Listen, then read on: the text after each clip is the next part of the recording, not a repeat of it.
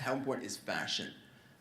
And in one sense, I say it's really important. It's the only time in our lives where we get to absolutely define ourselves on our terms. You wake up in the morning, you decide what you're going to wear. Most of the people you will encounter in that given day are not going to know much more about you than how you choose to present yourself. On the other hand, I don't think it's so important. It's not so important if you're hungry and if you're not well and your family isn't well and there's other things that are much bigger and more overwhelming. So I began 20 plus years ago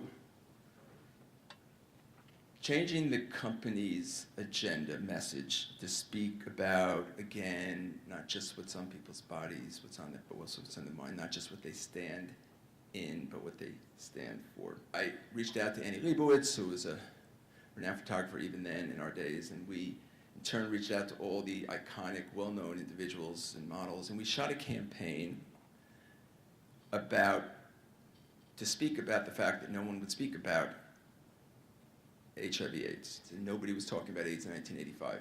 Ronald Reagan was president of the United States. He didn't mention the word publicly till 1987, till 40,000 people had already died.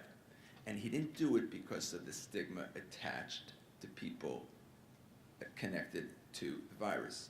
I wasn't fazed by it, and I saw it as this extraordinary opportunity to say something important when no one was, or few were. That set me down a path. About 2 years later, in 1987, I was asked to join the board of ANFAR. ANFAR, you should know, by the way, was formally created in 1985, about the same time. All of a sudden, I felt like it had changed me in certain ways. All of a sudden, what I was doing felt meaningful and important.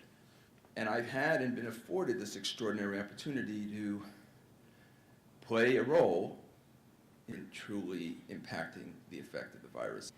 We're not just a company that does cause-related marketing. I believe it's become part of our culture.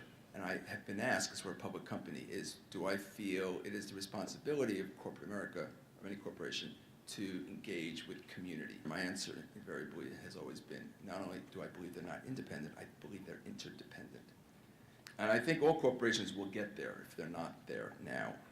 I think either their hearts will get them there or their balance sheets will get them there, and hopefully it'll be the former. But I do believe that it'll be the way business is done everywhere soon.